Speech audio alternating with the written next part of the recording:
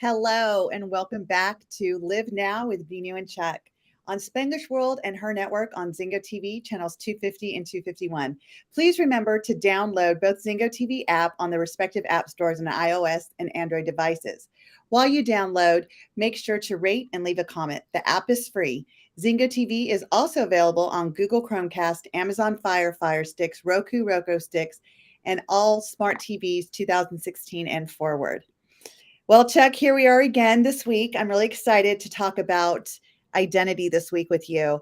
You know, this was such an important topic to me because when I was growing up, trying to figure out who I was, being the first generation born in the United States, both my parents being from India, trying to figure out where do I fit in the world? Who am I? Who am I? And I realized that the loneliness that I felt in my life really started with the fact that I did not know my identity. Hmm. And you and I had prefaced this at a few shows ago when we talked about the imposter syndrome Yes. and wearing those different masks to be something that I thought I needed to be for everyone else. And I do believe that geared me to being a person who was definitely externally driven Mhm. because if I couldn't find the answers here, Right.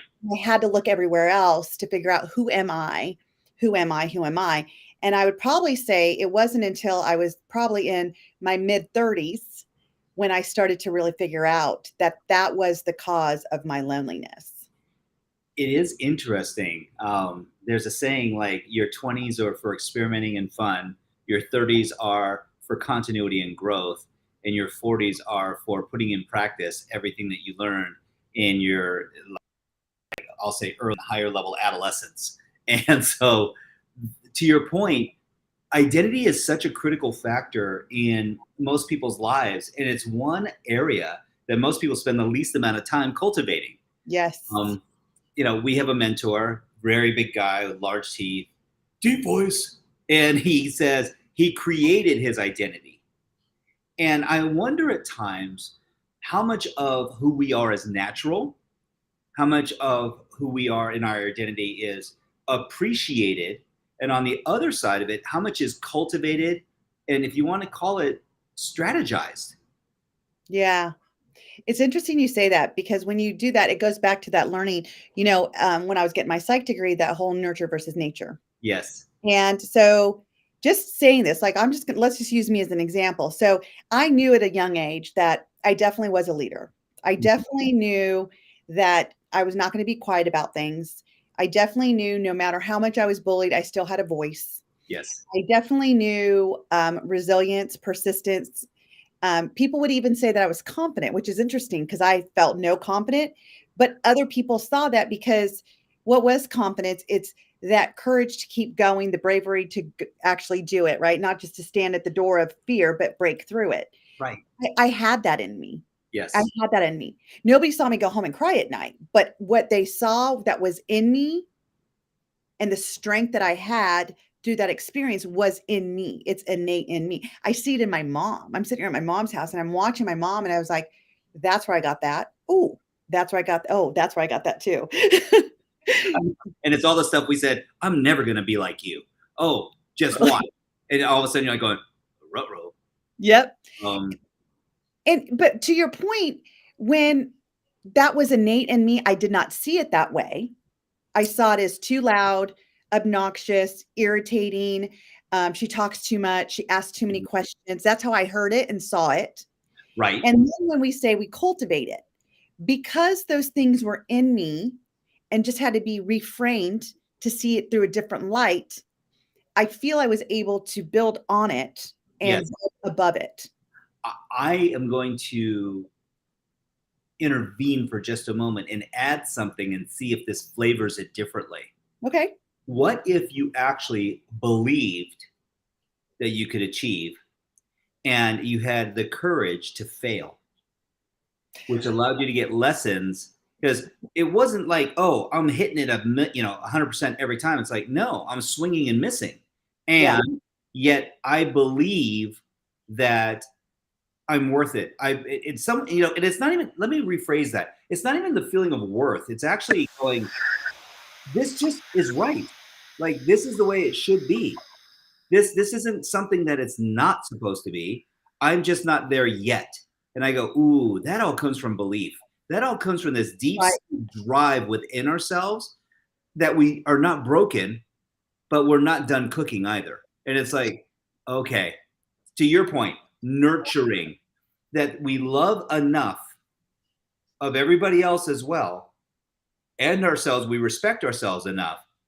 Now we're going to continue to push forward, irrespective of what goes on. It doesn't mean like you said, it doesn't mean you don't go home and cry. Even for guys, I mean, I remember times being so nervous and going, oh my gosh, I got to get up in front of the whole, student assembly tomorrow and deliver to become the commissioner general for, my 8th grade class. Or, oh my gosh, freshman year running for student body, president and doing it year over year. And I literally was going, I'm a nobody, but that was good. You know why? Because everybody else is a nobody too until there's somebody. Right. Right. And, I do like that, because when I was younger, there was things that I saw myself. There's things that I said, I'm going to do this. I'm going to do this. I said I was going to have a boy-girl twin. I accomplished that, Chuck. I accomplished it. A little late, but I accomplished it. I said, hey, no one put an hourglass, and said, okay, the clock's ticking. I wish there was, but I'm also grateful for my gifts. Let me say that. Yes. I'm grateful for my 2 blessings. And I also said that I wanted to have a TV show. And that's what was so interesting, is wanting a TV show, but I wanted it for different reasons. I want it now to bring awareness. I want it now to help people get out of their story and move into something more positive. I want it now to inspire and impact the world. I wanted it back then because I wanted to be seen and heard. I wanted it back then because I wanted to be noticed. I wanted it back then because then I thought I wouldn't be alone. So the idea was still there. The definition of the why changed. Absolutely. Well, and let's be clear.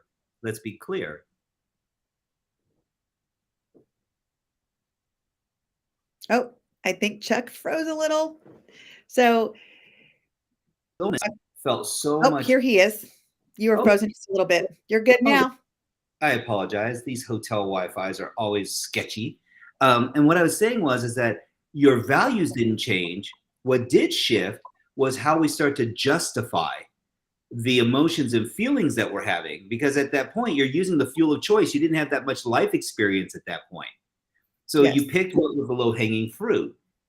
And I go, this is the gift, though, about belief. When you believe till you achieve, you will continue on and use all of your resources, all of your resourcefulness to start to find that true meaning for yourself. Much like you, I didn't go, oh, I'm manifesting a TV show. I was manifesting being able to connect with other people who are like-minded, like-hearted, and help the world heal by putting out great information, by giving insights and distinctions. But I made a commitment. I said, I only want to work with people I love and adore and appreciate. And voila, I get my sister from another mister. And it's like, that's not by happenstance. Your twins are not by happenstance. Us being together on the show, not by happenstance. Yeah. I'll call it divine belief that at some point in time, it was going to happen. And I would actually say that if we were to look at our human by design algorithms and how we're wired, that you and I would probably be very similar, and that's manifestors. Oh, yes. I guarantee. And because I just saw my reading the other day, and it was like, I'm a manifestor. I invariably believe you are too. And this is what's really cool. We make up less than 11% of the world population. Now people go, why? Is that special? I said, no, the identity is that we look at how we can help co-elevate ourselves and others, knowing that if we don't exercise self-care, and this is part of the identity process. And it's something that I had to learn, and I know through your stories and your background, is something that you learned as well. And that was how to take care of self, so that together, when we're blending ecologies and we're bringing all of our cumulative knowledge together with other people, that soulfulness, that energy, that resonance frequency, that we're not at 10 hertz. We're like at 50 hertz, 100 hertz. We're resonating at a really high level. And that's why it attracts more people together. Right. A balloon that's 5 feet off the ground doesn't attract much attention. Bring 500 feet off the ground, gets more attention. 5,000 feet off the ground, oh, now you can see it clear as day. From where? Everywhere. Right. So, bringing it back to the full circle of that identity, it's that nature, that nurture, that knowing, the manifesting of what we really know at our core that we're going to cultivate, nurture, and grow into. What I found that was so distinctive is that anything that follows I am, we're identifying ourselves, Yes. right? And that was probably a pivotal point for me to learn that, because the I ams did not sound so pretty when I was growing up. There was Right. a lot of self-beating. I think that we all are professionals at that. I think many of us have a PhD in self-beating, and Oh, to learn how to self-build, to learn how to put a positive yes. adjective after I am, a positive description of myself instead of too noisy. I am too noisy. I am, obnoxious. I am irritating. As I am a leader. Hmm. I am someone who stands up for the rights of others. I am resilient. I am confident. I am a manifester. Like, there's so many I ams that I can say now that Yes. have fully replaced those negative feelings about me. But here's what changed the most is that when they're just words, you don't feel them, because a lot of people will say, just do the affirmation, go run in place for 30 minutes and jump up and down and say, I am this, I am that, and you're going to be it. No, something has to change. You have to figure out that worth in you, that you are worth that. You're worthy of that word. You're worthy. You could see it. You have evidence of it. You have the certainty of it, of that word. And part of this is really learning to appreciate Mm, and honor that the universe doesn't create junk, and that if you weren't supposed to be here, you wouldn't be. correct. You wouldn't be. Everything has a purpose. Everything. People go, well, evil has a purpose. Serial killers have a purpose. And I said, actually, they do. There's such extreme, and I'm not saying that that's a great thing or something you should advocate for. What I'm saying is that there are nuances and examples where such horrific mistakes have been made, such instigated insecurity where someone in their life, how do you get to that point? And I go, identity. They didn't have any self-worth, so now they become something that they believe will get them attention or gravitas or energy, or they'll take other people's energy. They'll become the ultimate taker and not a cultivator or a giver. And their beliefs are, I'm going to be asocial. Mm, Because we're talking about identity, and that door swings both ways. We've advocated and really urged ourselves and others to find the best in themselves, to cultivate and nurture that. What would we say to someone, though, that has an identity that's less than empowering? Is it still an identity? And I go, it is, yes. but does it give? Does it serve? Or does it take and feed off of the energy, the essence of that person? And does it come at a detriment to others? Right. It's not real sustainable. And there's that victim mentality, right? Because Oh, we get so much connection when we're hurting. yes. Everyone's afraid to be vulnerable because then people might know we hurt. But yet when we hurt, we get connection and there's people there, and all of a sudden we don't feel alone. And so it's this conundrum I see people getting caught in all the time. And it's that victim mentality that keeps them at that identity of, I'm not good enough, I'm not worth it. And that's why they have to play the victim, because they need proof. Their brain's looking for proof that they're worth it. They're looking for proof that I am good enough for you to contact me. And judgment and comparison become the benchmark Ooh, standards. And oh, I know. I mean, it is remarkable how many people are just using the compared to the Joneses, trying to keep up with them. we And just it's talked like, about that last week. yeah, Last week, we just talked about that, how comparison is the thief of every dream, everything we own. every ounce of happiness. Yep, absolutely. So there's another thing. So once we identify who we are, here's the kicker is that we have an identity when I'm a coach. I have an identity when I'm with my husband. I have an identity when I'm a mom. I have Yeah. an identity when I'm a friend. We have so many, and that just like starts to confuse people more because it's like, well, then who am I? Who Right. am I if I'm different here, here, and here? Am I being who I really am? Or again, like we talked about weeks ago, the imposter syndrome, or am I faking it? And that's where people have that issue of really knowing, who am I? Well, we asked the question, right? Are you the same person in the boardroom as the bedroom? Are you the same person in the bedroom as you are in church? Are you the same person in church as you are in the playground? And the answer is same body, slightly different nuances. Because I'm not competitive in church. I'm competitive on the playground. Like if I'm playing tennis, basketball, track, pickleball, I don't care what it is. You know me, Veenu. I'm competitive. You're And I don't always have to win. I'm looking to have fun and have an experience, Mhm. right? So part of it's the outcomes, but the truth is that to your point, identity is a manifestation as to who we feel we need to be in that moment in order to have the experience that meets an expectation. Yeah. So in church, we have this expectation as to what the engagement should look like and feel like. Spirituality, connection, higher source, uh, centered, balanced, connecting with other human souls and energy in rejoicing to a higher power. It's we're not in control for the first time in our life. I mean, I hope you don't feel like you're in control at church. No, Because I feel like a participant in church. And, right. and that's the whole thing is we're communing, right? We're connecting. And then it's like, oh, in the boardroom. Oh, well, wait a second. Is it a board meeting? Is it a hostile takeover? Is it a merger? Are we negotiating? It's like, what are we talking about? Contracts, money, time, commitments? It's like, boy, a very different focus. And it doesn't feel quite as collaborative as church does. But the truth is, it could be. Right. Right. What's our identity, though?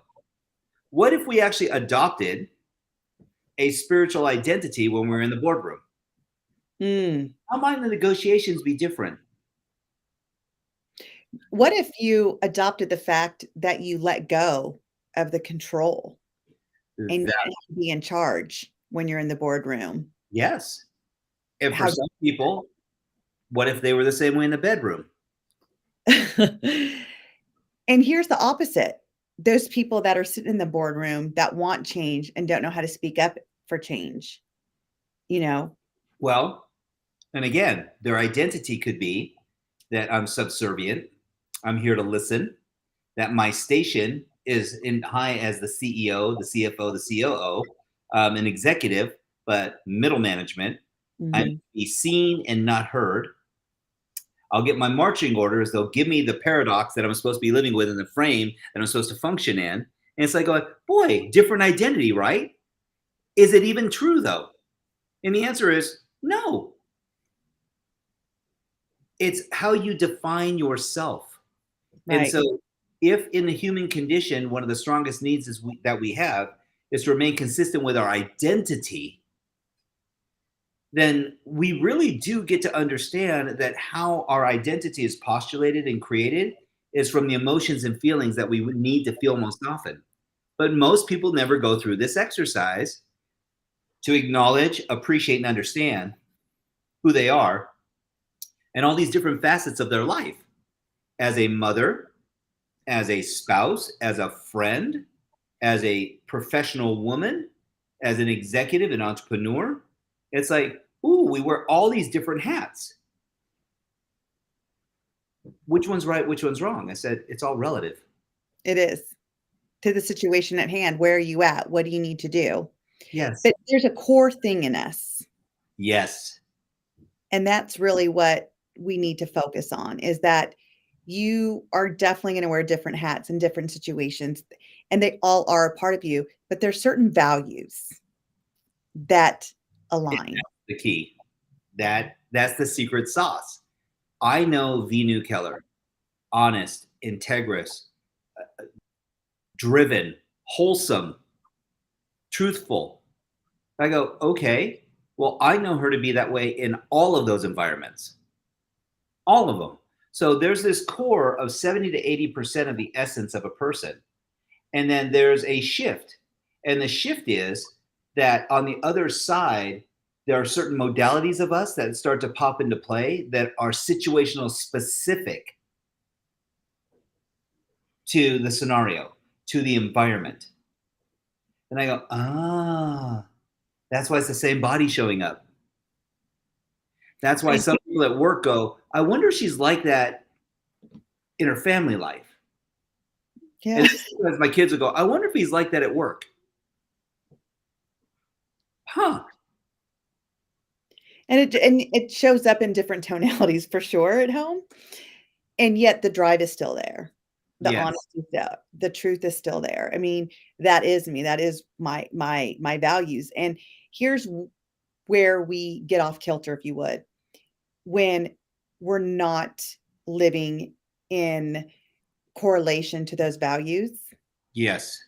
And here's the number one thing, and I'd like to know your opinion. The number one thing I think that knocks us off kilter is judgment. Oh, hands down.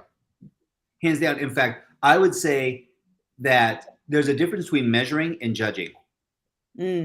So if I'm on a journey, I don't know how far I've gone unless I measure. I don't know how long I've been gone unless I measure. I don't know if I'm going to run out of fuel unless I look at the measurement. And so there are certain inalienable details that go along with the progress and the journey.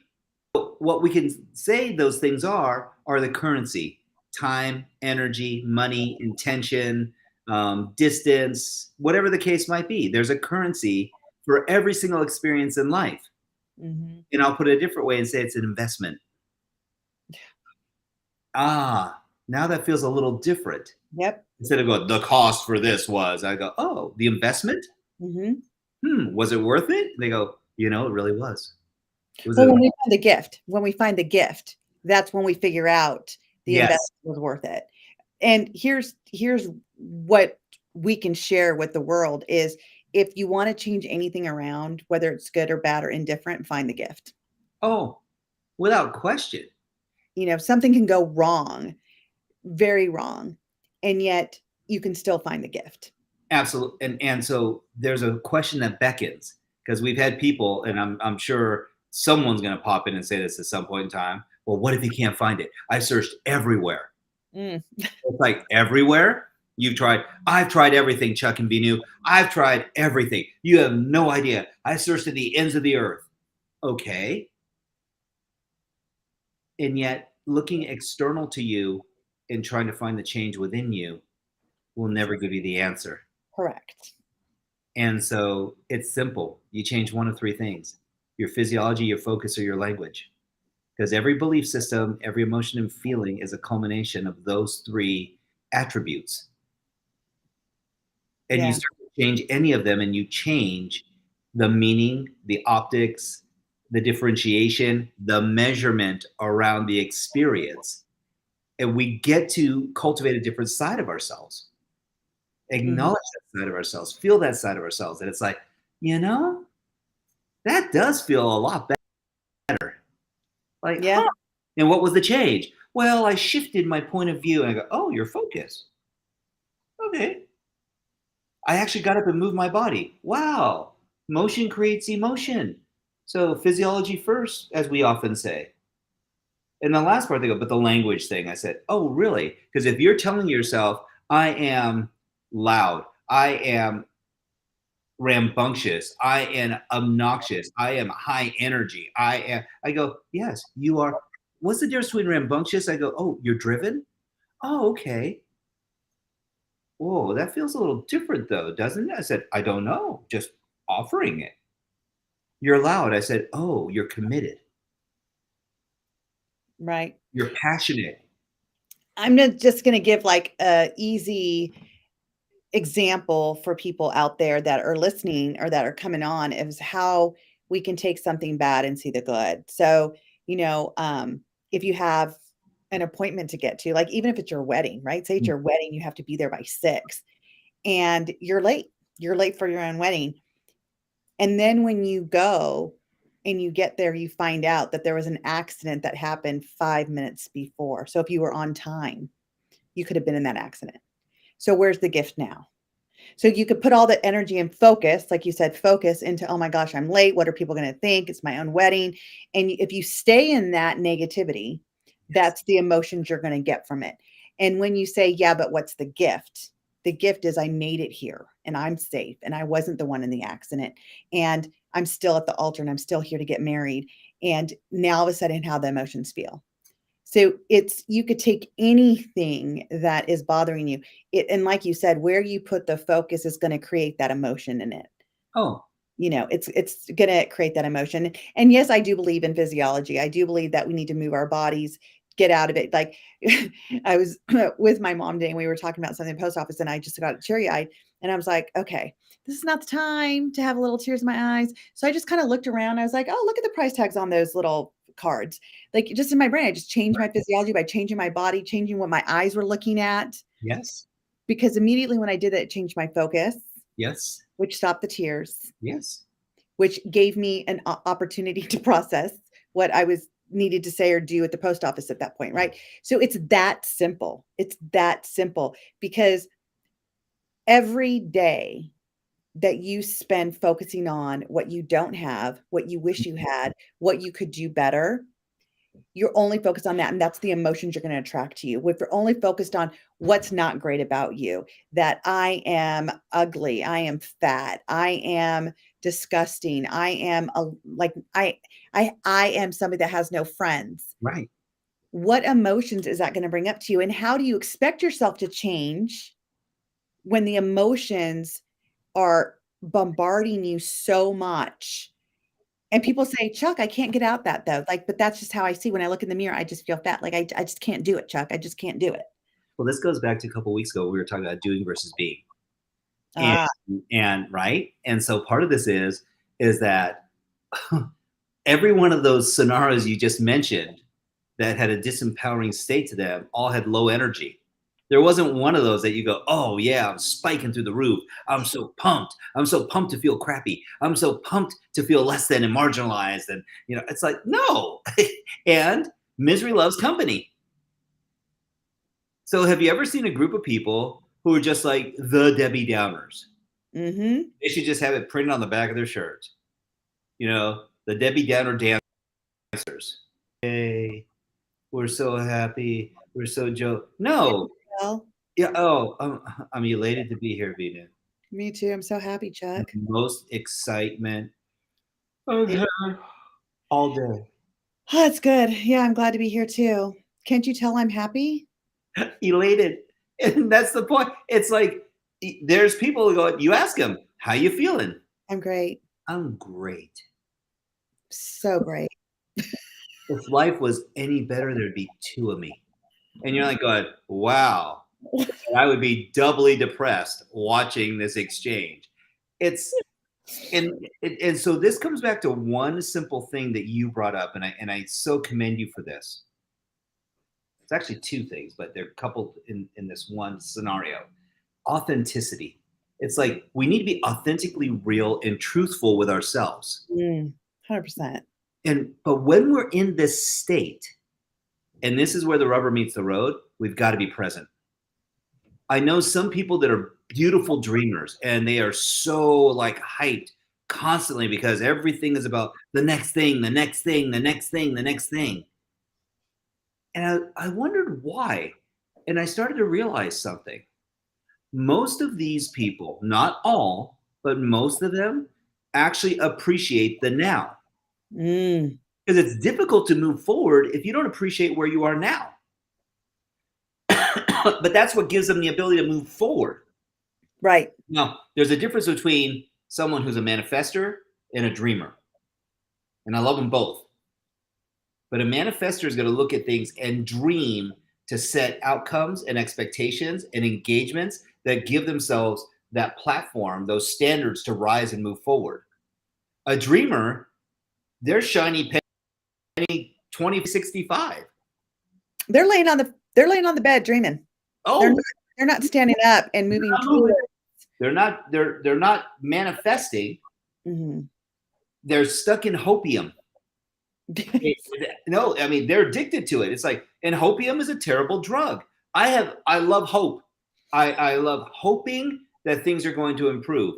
But hope, when action is involved and commitment, creates results. Hopium is the addictive nature of that tendency to hope that you're going to move forward, hoping you're going to make progress, hoping that someone's going to back you, hope that someone's going to see you, hope that someone's going to go ahead and make you an offer that you can't refuse. And I'm like going, wow. I knew a guy, he said, hey, I hope we'll win the lottery. I said, Tim, that's great. Buy a ticket? Nope. Are you hoping someone's going to give you the ticket so that you can win the lotto? Yep.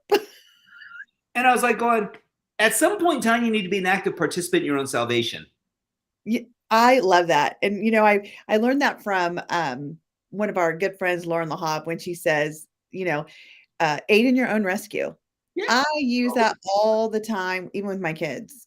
It's aid in your own rescue. Please, aid in your own rescue, because I will meet you halfway. And I feel like that's what the universe does with us. So I actually don't like the word hope. I think hope is a word that's a fluff word. What does hope do? It's not a verb.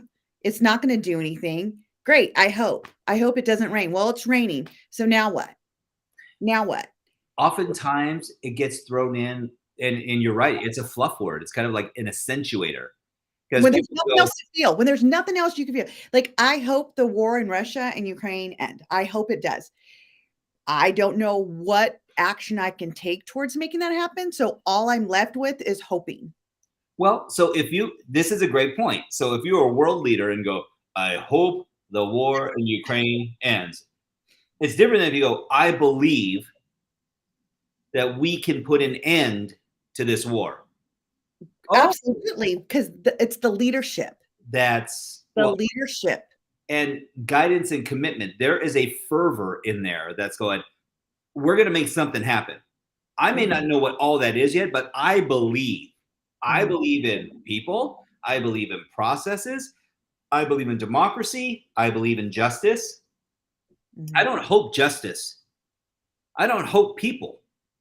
So I think that it's a great opportunity to say, where do we lead? So, I was telling you, I was in Africa. Well, I was in Africa it's a couple months ago now. It seems like just yesterday. And there was an orphanage there. And I really hope that they could take more kids and rescue these kids from sex trafficking off the street. I hope they can. And I hope they can have food. And there's all this hope. But then I thought, but there's something I can do. Yes. So my husband and I got them running water. We got them a washing machine. We got them chickens. We're in the process of getting them goats now.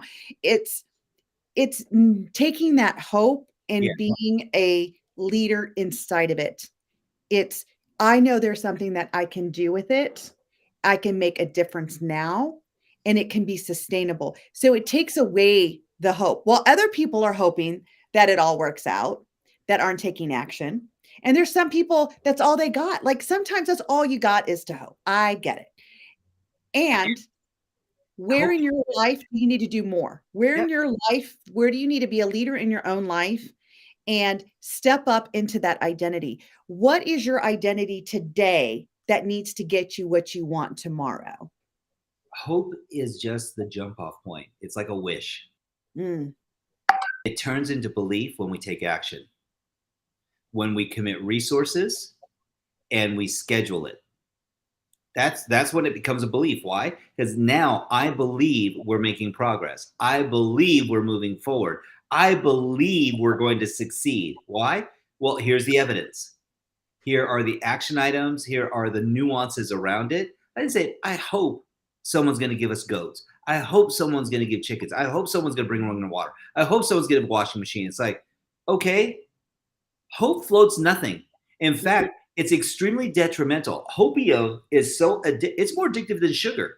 There are more people addicted to hoping that life is going to get better, hoping that they're going to have more financial remuneration, hoping that they're going to actually have safe, healthy, and happy kids. And I go, wow, why don't you spend some time with them? Why don't you believe that if you engage with your children, that their lives would be enhanced? Why don't you believe that if you actually worked a few extra hours or put your focus on increasing your value proposition, that you would increase your financial remuneration?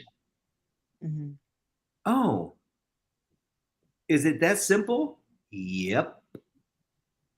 We make things so complicated, and we know that what kills execution is complexity.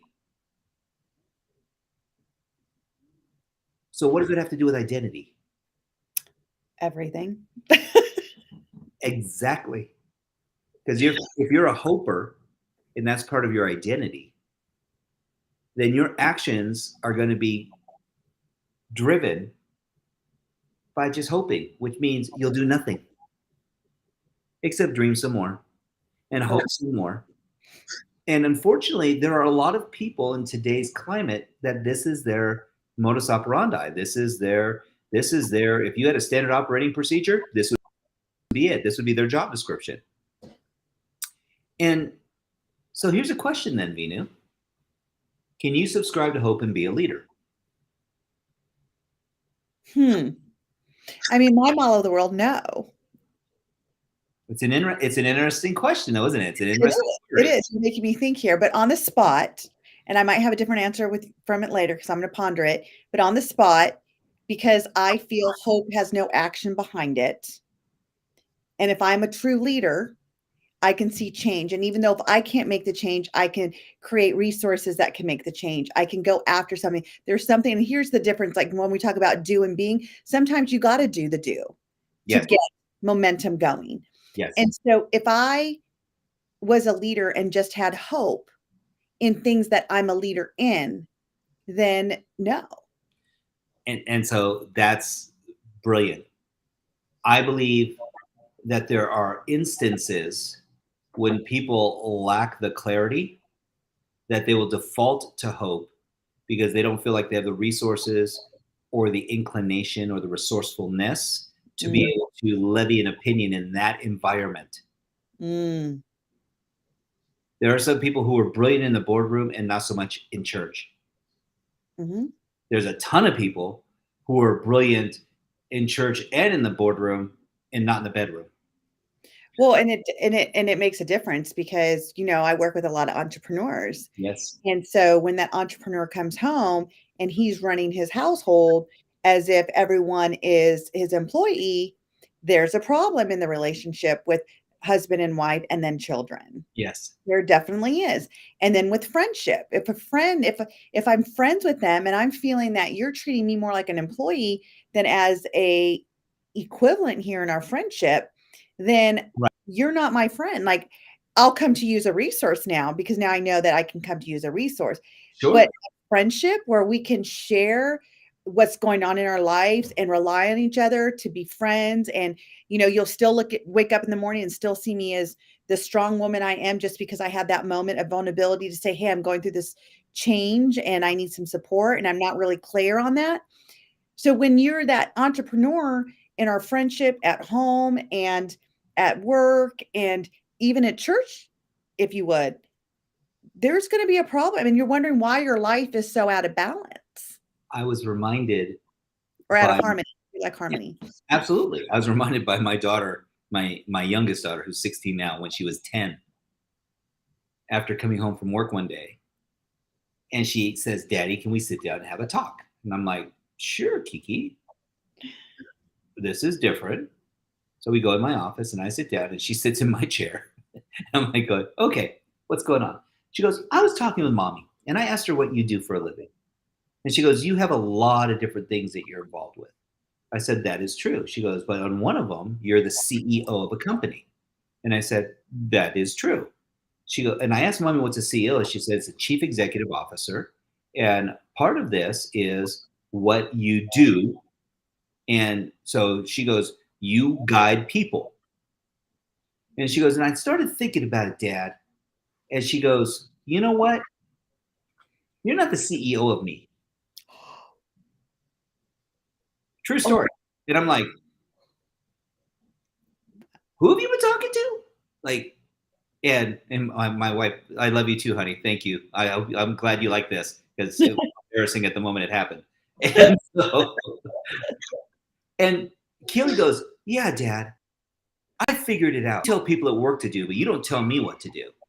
She goes, you ask me to do things. You ask me to clean my room. You ask me to study hard. You ask me, to play hard in soccer. She goes, but you don't tell me what to do. And I go, do you think I tell everyone what to do or I ask them? And she goes, oh, I think you tell them. And I was like, really? I go, where do you see Daddy telling a lot of people to do stuff? She goes, I don't. I said, oh. I go, so who am I to you? She goes, you're my dad. You gotta love me. You gotta love me. And I was like, wow, out of the mouth of babes. Because if I had adopted a CEO ideology, if I had adopted a C-suite mentality in home, the results would be very skewed and very different. But having that loving, paternal connection, I married the love of my life. She's my soulmate, 35 years together, hasn't always been perfect, but it's been brilliant. And I will say that those gifts help really frame my identity. But going back to the beginning of this conversation, it is definitely situational specific. It is. And, I just want to stay on that topic real quick because I think that's great how you brought your work with your child and they saw the difference and you got to see the difference. 2 months ago, I got a coach for my daughter's stage and she looked at me, she says, but I don't understand. Why do I need a coach? You're a coach. I hear what you do every day. Right. And I said, because I can't be your coach. I'm your mom. And it was like, I don't get it. And I said, you will have a session. Just have one session with your coach. If you don't like it, that's okay. We don't have to do it again. But I want to give you this opportunity where you could tell her anything and you don't have to worry about her telling me. It's your safe space. Yep. You can vent about me and dad, your brother, whoever, because it's your safe space to get that out. But it's also your space to find out what do you want differently and to move towards it. Right. And she's going to give mommy and daddy some coaching to tell us what we need to do to support you. She goes, wait, she's going to coach. She's going to tell you what to do. And I said, she's going to make some suggestions on what we should do because she's going to get to see a different side of you that I don't get to see. Right. Because I'm your mom. Yep. And it's ironic because I coach her coach's son, right? And she's like, I had the same conversation with my son. It's like, Mom, you do this all the time. Like, why do I need it? And she had the same conversation. And it's been such a beautiful thing because if anything, it's taught me, it's really solidified my different identities. Yes. That being a coach is different from being a mom. And you've been on my show. You've listened to my show. I'm very vulnerable about the choices I make that don't lead me to where I want to go with my kids. And that's why I talk about it, because if I can save another parent from doing it, because I am not a coach to my kids. No. I am a mom. I have blind spots. I get frustrated. I yell. I get irritated. I tell them not now. You got to do it later. I got to do this. I do it. Yes. I get it. Guilty is charged, but I'm owning it as that's a different identity of mom. And the other thing that I want to talk about with our identity going back, because just to kind of pull this full circle is, and I think that we should probably we're going to do a show on the life wheel because I think that's so important to talk about not looking at the balance. Yes. Stop trying to balance your identities. Find the harmony. That's exactly. Find the harmony in them.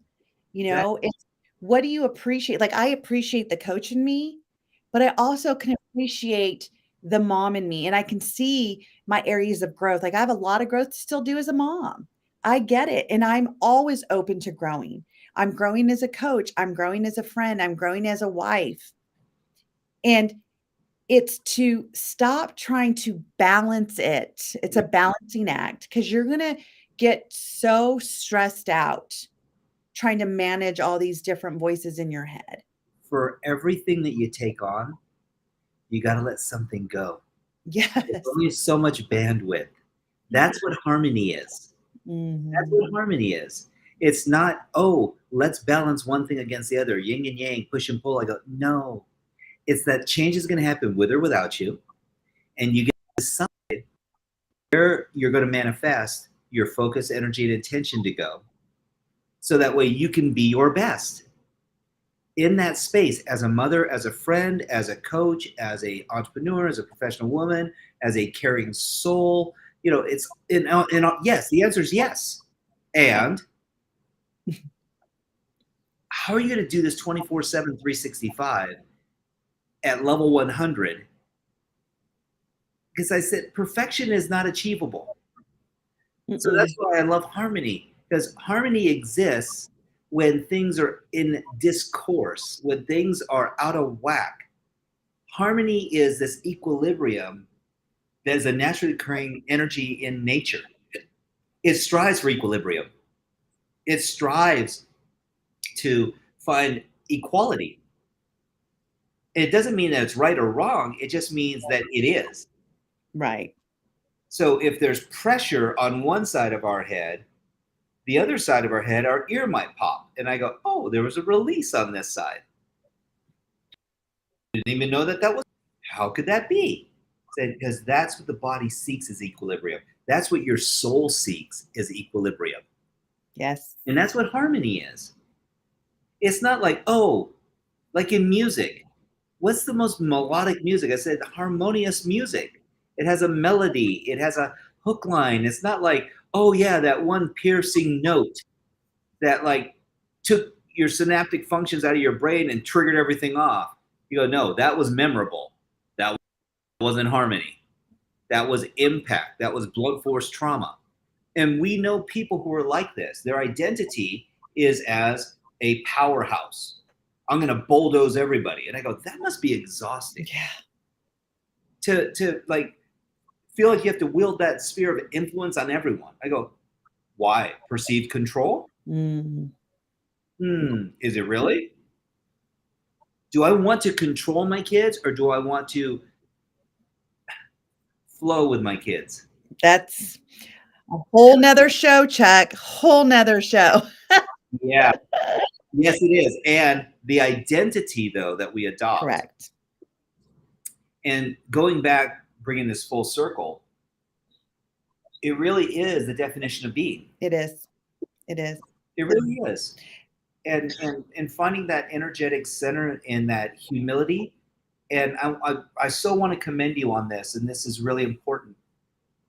In that level of authenticity, what we actually find is unadulterated vulnerability. Yes. When we give permission to someone else to coach our kid. You've coached my kids. The deal is that, and you and I have exchanges all the time. And I go, that's beautiful.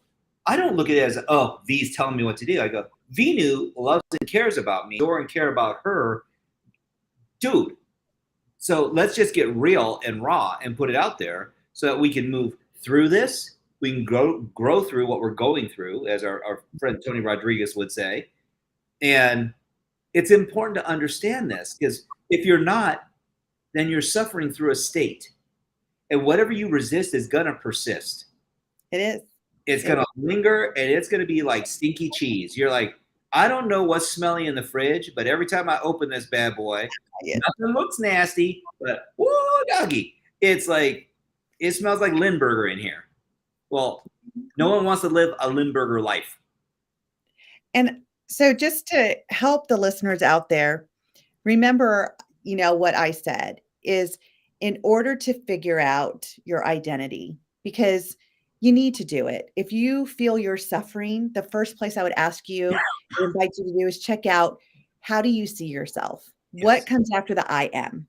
Is what comes after taking you towards what you really want in life, that you're manifesting, not dreaming?